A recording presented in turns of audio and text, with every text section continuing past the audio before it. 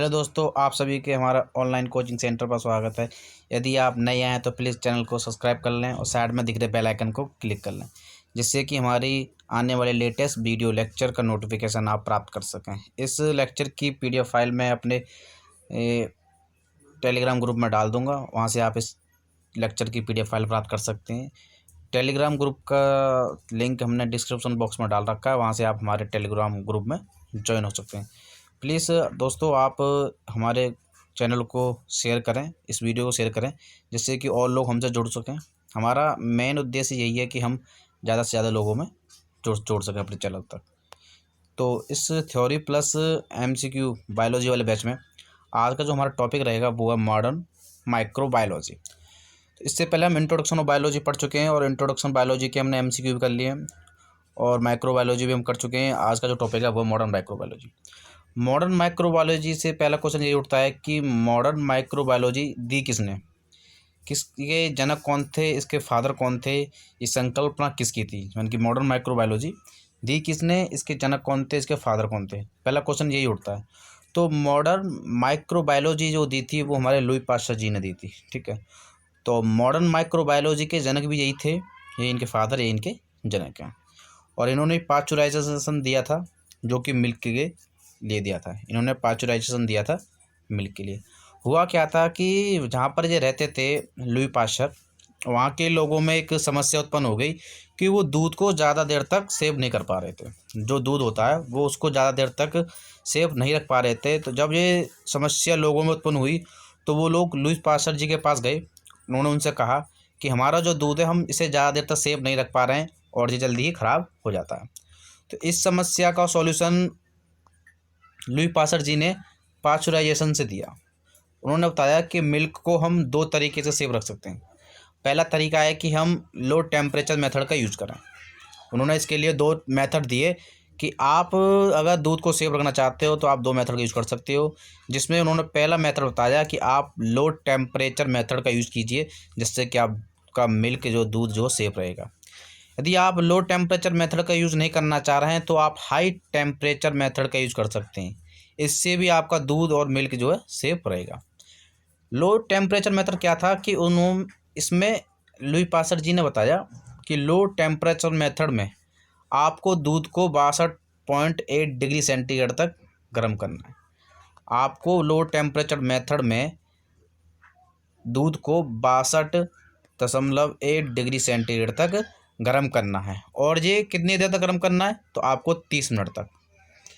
उनका कहने का मतलब है कि आप 30 मिनट तक 62.8 डिग्री सेंटीग्रेड पर दूध को गर्म कीजिए, जिससे कि आपका दूध सेफ रहेगा, ख़राब नहीं होगा।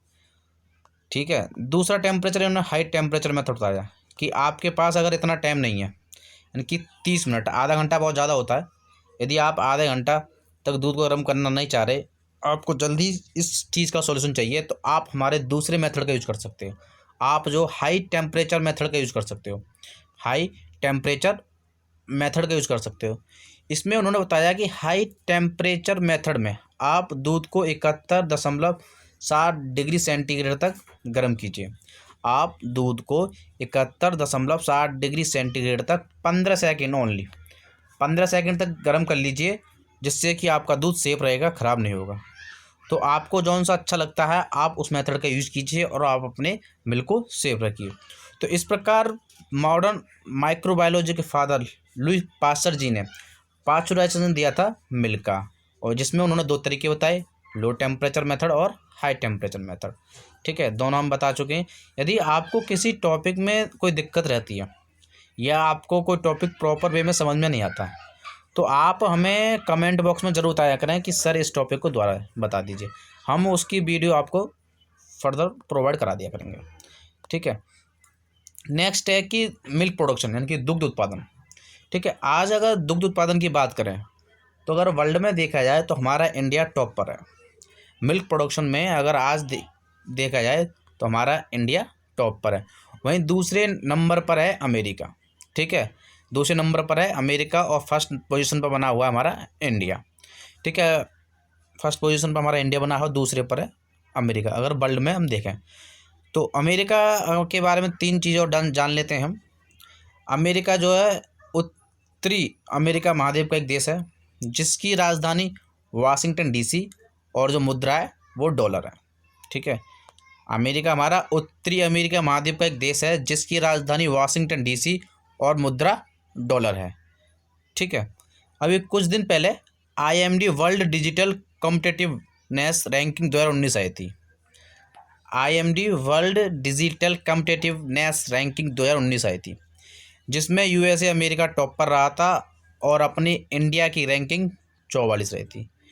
अमेरिका टॉप पर रहा था फर्स्ट पोजीशन पर और अपनी इंडिया की रैंकिंग 44 रही थी वर्ल्ड डिजिटल कॉम्पिटिटिवनेस रैंकिंग 2019 में, जबकि लास्ट पोजीशन पर जो कि 63 थी उस पर आता वेनेजुएला।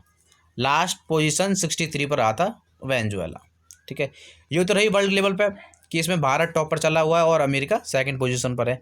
ये पोजीशन चेंज होती रहती है भारत और अमेरिका में। कुछ दिन पहले 1-1.5 साल पहले लगभग अमेरिका टॉप पर था।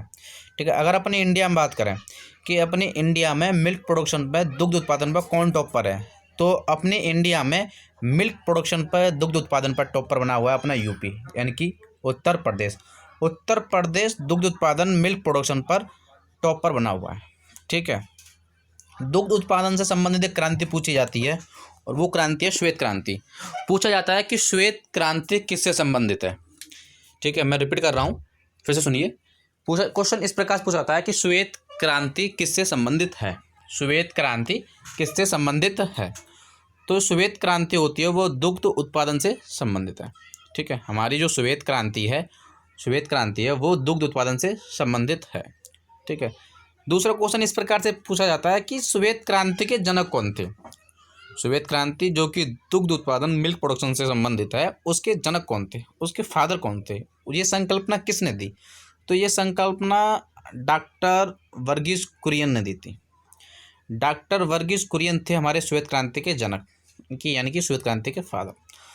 ठीक है, तो यहाँ से हमें क्लियर रहेगा कि दुग्ध उत्पादन संबंधित श्वेत क्रांति है और श्वेत क्रांति के जो जनक हैं वो डॉक्टर वर्गीस कुरियन है। इनका जन्मदिन बहुत इम्पोर्टेंट है। इनका जन्मदिन मनाया जाता है 26 नवंबर को।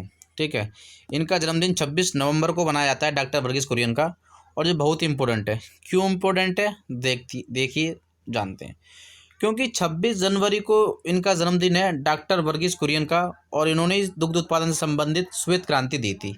इसीलिए इनके जन्मदिन के अवसर पर ही हम राष्ट्रीय दुग्ध दिवस मनाते हैं, यानी कि नेशनल मिल्क डे सेलिब्रेट करते हैं। नेशनल मिल्क डे सेलिब्रेट करते हैं हम 26 नवंबर को डॉक्टर वर्गीस कुरियन के बर्थडे पर। ठीक है, हमने जान लिया कि नेशनल मिल्क डे हम 26 नवंबर को सेलिब्रेट कर रहे हैं।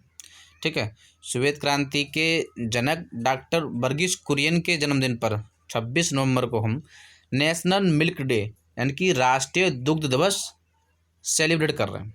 ये तो होगा हमारा राष्ट्रीय दुग्ध दिवस कि हम 26 नवंबर को बना रहे हैं। ठीक है, ये तो राष्ट्रीय दुग्ध दिवस हो गया। अगर पूछ लिया जाए कि वर्ल्ड मिल्क डे हम कब सेलिब्रेट करते हैं, वर्ल्ड मिल्क डे हम कब सेलिब्रेट करते हैं, तो वर्ल्ड मिल्क डे सेलिब्रेट करते हैं हम 1 जून को। ठीक है, तो दोनों क्वेश्चन यहाँ पर क्लियर होते हैं कि राष्ट्रीय मिल्क डे मनाए जाते हैं हम 26 नवंबर को और वर्ल्ड मिल्क डे मनाते हैं हम 1 जून को। ठीक है, दोनों क्वेश्चन क्लियर हैं। राष्ट्रीय मिल्क डे 26 नवंबर और वर्ल्ड मिल्क डे 1 जून। ठीक है, 26 नवंबर को हम एक डे और सेलिब्रेट करते हैं। यदि आपको ध्यान हो, आपने अगर पॉलिटी पढ़ी है तो आपको याद आ रहा होगा, भारतीय संविधान दिवस। भारतीय संविधान दिवस भी हम 26 नवंबर को सेलिब्रेट करते हैं। ठीक है, भारतीय संविधान दिवस। ठीक है, 26 नवंबर 1949 को।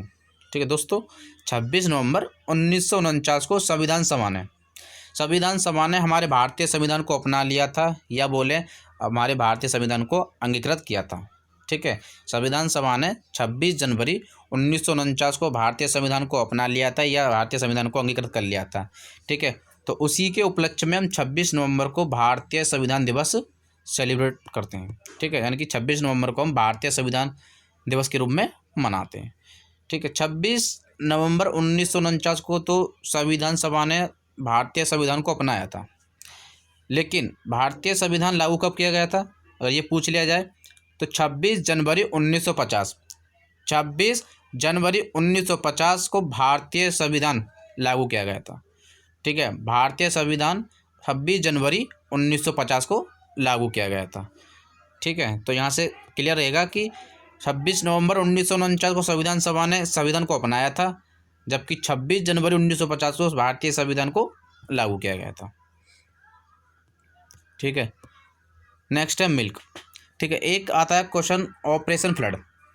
अभी हमने श्वेत क्रांति के बारे में पढ़ा, श्वेत क्रांति भी हमारी मिल्क प्रोडक्शन से रिलेटेड है। ऐसे ही आता है एक ऑपरेशन फ्लड, कि ऑपरेशन फ्लड का संबंध किससे है? तो ऑपरेशन फ्लड का संबंध भी हमारे मिल्क से है, यानी कि दूध से है। ठीक है, दूसरा क्वेश्चन इस प्रकार बनता है कि ऑपरेशन फ्लड कब हुआ था? ठीक है, कब हुआ था? तो ऑपरेशन फ्लड 1970 में हुआ था। ठीक है, यहाँ से दोनों क्वेश्चन क्लियर होते हैं कि ऑपरेशन फ्लड का संबंध किससे है? तो मिल्क से है, दूध से है। ऑपरेशन फ्लड कब हुआ था? तो 1970 में हुआ था। ठीक है, अगर आपसे पूछा जाता है कि मिल्क की पीएच वैल्यू कितनी है, ठीक है, मिल्क यानी कि दूध की पीएच वैल्यू कितनी है, तो आप बता दोगे कि सर मिल्क की पीएच वैल्यू 6.5 होती है। ठीक है, मिल्क की पीएच वैल्यू 6.5 होती है। ठीक है, अगर आप हमारे वीडियो देख रहे हैं और डेली देख रहे हैं, तो आप हमें कमेंट बॉक्स में ज़रूर बताएंगे कि पीएच की फुल फॉर्म क्या होती है। ठीक है, आप हमें आज कमेंट बॉक्स में बताएं पीएच की फुल फॉर्म क्या होती है। ठीक है, कमेंट बॉक्स में सभी लिखें, जितने भी लोग हमारे इस वीडियो लेक्चर को देख रहे हैं वो हमें कमेंट बॉक्स में ज़रूर लिख के बताएं कि पीएच की फुल फॉर्म क्या होती है। चलो, एक फुल फॉर्म मैं बता दे रहा हूँ, दूसरी आप बताना। हम पीएच को बोलते हैं पोटेंशियल ऑफ हाइड्रोजन। ठीक है, एक तो फुल फॉर्म होगी पीएच की पोटेंशियल ऑफ हाइड्रोजन, दूसरी आप बताना। ठीक है, एक और होती है, वो आप बताना। ठीक है, अगर गलत होगी तो मैं कमेंट बॉक्स में बता दूंगा कि राइट क्या है, पर आप टाइप जरूर करना कि पीएच की दूसरी फुल फॉर्म ये भी होती है। एक मैंने बता दिया पोटेंशियल ऑफ हाइड्रोजन, दूसरी आप बताना। ठीक है, मिल्क में एक हमारी कार्बोहाइड्रेट पाई जाती है, लैक्टोज। लैक्टोज मिल्क में पाई जाने वाली कार्बोहाइड्रेट है। ठीक है, और जो कार्बोहाइड्रेट होती हैं वो हमारी मीठी होती हैं। ठीक है, जो लैक्टोज है वो हमारी मिल्क में पाई जाने वाली कार्बोहाइड्रेट है, और कार्बोहाइड्रेट हमारी मीठी होती हैं। ठीक है, लैक्टोज के कारण ही दूध हमें मीठा लगता है। ठीक है, लैक्टोज मिल्क में पाई जा रही है, और जो कि कार्बोहाइड्रेट है, और कार्बोहाइड्रेट कैसे होती हैं अगर टेस्ट करें तो वो मीठी होती हैं। ठीक है, अगर दूध किस कारण मीठा है तो उसमें लैक्टोज पाई जाती है, जिसके कारण हमारा दूध मीठा है। ठीक है, जो लैक्टोज है वो कार्बोहाइड्रेट है। किस प्रकार की कार्बोहाइड्रेट है? तो हम बोलेंगे सर ये डाइसैकेराइड्स कार्बोहाइड्रेट है। अगर डाइसैकेराइड्स कार्बोहाइड्रेट नहीं दिया है, हम बोल सकते हैं सर ये ओलियोसैकेराइड्स कार्बोहाइड्रेट है। ठीक है, अगर डाइसैकेराइड्स कार्बोहाइड्रेट नहीं दिया है तो हम बोल सकते हैं सर ओलियोसैकेराइड्स कार्बोहाइड्रेट है। अगर डाइसैकेराइड्स कार्बोहाइड्रेट बोलें या फिर ओलियोसैकेराइड्स कार्बोहाइड्रेट बोलें, बात एक ही है, दोनों का मतलब एक ही है। ठीक है, तो लैक्टोज जो है हमारी डाई या फिर ओलियोसैकेराइड्स कार्बोहाइड्रेट है। ठीक है, तो एक क्वेश्चन आता है मिल्क शुगर किसे कहते हैं? मिल्क शुगर किसे कहते हैं? तो लैक्टोज को ही हम मिल्क शुगर कहते हैं। ठीक है, लैक्टोज जो कि मिल्क में पाई जाती है, जिसके कारण मिल्क मीठा होता है, उसी को हम मिल्क शुगर बोलते हैं। ये तो बात रही मिल्क शुगर की। अगर पूछ लिया जाए, अगर क्वेश्चन घुमा के थोड़ा पूछ लिया जाता है कि ब्लड शुगर किसे कहते हैं, ब्लड शुगर किसे कहते हैं, तो हम ग्लूकोज को ब्लड शुगर कहते हैं। ग्लूकोज भी हमारा एक कार्बोहाइड्रेट है। ग्लूकोज को आपने अगर टेस्ट किया है कभी, तो ग्लूकोज भी हमारा मीठा लगता है। ठीक है, ग्लूकोज भी हमारा एक कार्बोहाइड्रेट है। अगर पूछें किस प्रकार का कार्बोहाइड्रेट है, तो आप बताओगे कि सर ग्लूकोज मोनोसैकेराइड्स कार्बोहाइड्रेट है। किस प्रकार का है? मोनोसैकेराइड्स कार्बोहाइड्रेट है हमारा ग्लूकोज जो है। ठीक है, ग्लूकोज को ग्लाइकोजन में बदलता है या तोड़ता है कौन? इंसुलिन। इंसुलिन वो हार्मोन है जो ग्लूकोज को ग्लाइकोजन में तोड़ता है। ठीक है, ग्लूकोज से भी छोटी यूनिट ग्लाइकोजन होती है, जिसमें हमारा इंसुलिन हार्मोन ग्लूकोज को ग्लाइकोजन में तोड़ देता है, या फिर हम बोले बदल देता है। ठीक है, अगर हमारे शरीर में ग्लूकोज की मात्रा बढ़ जाती है, ठीक है, हमारे शरीर में अगर ग्लूकोज की मात्रा बढ़ जाती है तो हमारे शरीर में इंसुलिन हार्मोन की मात्रा डिक्रीज होने लगती है, यानी कि कम होने लगती है। और जब हमारे शरीर में इंसुलिन की मात्रा कम होने लगती है, यानी कि इंसुलिन जो हार्मोन है हमारे शरीर में उसकी मात्रा कम होने लगती है, तो हमें हो जाता है डायबिटीज़। ठीक है, जब हमारे शरीर में ग्लूकोज बढ़ेगा, इंसुलिन की मात्रा कम होने लगेगी। अगर इंसुलिन की मात्रा कम हो रही है तो हमें हो जाएगा डायबिटीज़। तो हम डायबिटीज़ के पेशेंट हो जाएंगे। ठीक है, तो हमने अभी 2 प्रकार की शुगर के बारे में जान लिया, एक मिल्क शुगर जो कि लैक्टोज थी, दूसरी ब्लड शुगर जो कि ग्लूकोज है। आइए अब जानते हैं तीसरी शुगर के बारे में। तीसरी शुगर पूछी जाती है लीवर शुगर किसे कहते हैं। ठीक है, अगर आपसे पूछ लिया जाता है कि लीवर शुगर किसे कहते हैं तो आपका आंसर होगा सर ग्लाइकोजन। सर हम ग्लाइकोजन को लीवर शुगर के नाम से जानते हैं। ठीक है, ग्लाइकोजन जो कि ग्लूकोज की छोटी यूनिट है ग्लाइकोजन। ग्लाइकोजन भी हमारी एक कार्बोहाइड्रेट है। और किस प्रकार के कार्बोहाइड्रेट है तो आप बताओगे कि सर ग्लाइकोजन पॉलीसैकेराइड्स कार्बोहाइड्रेट है। ठीक है, लीवर जो होती है हमारे शरीर में, लीवर वो अपने पास रिजर्व फूड रखती है। ठीक है, तो वो रिजर्व फूड किस फॉर्म में रखती है तो वो ग्लाइकोजन के फॉर्म में रखती है। लीवर अपने पास रिजर्व फूड रखती है और उस रिजर्व फूड को किस फॉर्म में रखती है, पूछा जाता है कि लीवर अपने पास रिजर्व फूड के रूप में किस फॉर्म में रखती है भोजन को, तो वो है ग्लाइकोजन। यानी कि लीवर अपने पास रिजर्व फूड के रूप में ग्लाइकोजन को रखती है। ठीक है, तो हमने अभी 3 शुगर के बारे में जान लिया, एक मिल्क शुगर लैक्टोज, दूसरी ब्लड शुगर ग्लूकोज, तीसरी लीवर शुगर ग्लाइकोजन। आइए अब जानते हैं चौथी शुगर। चौथी शुगर हमारी table sugar. Table sugar, table sugar किसे कहते हैं तो टेबल शुगर बोलते हैं हम सुक्रोज को। सुक्रोज जो होती है उसे हम टेबल शुगर के नाम से जानते हैं। ठीक है, सुक्रोज भी हमारी कार्बोहाइड्रेट है। और किस प्रकार के कार्बोहाइड्रेट है तो आप बताओगे सर सिक्रोज या सुक्रोज जो है सर डाई या फिर ओलियोसैकेराइड्स कार्बोहाइड्रेट है।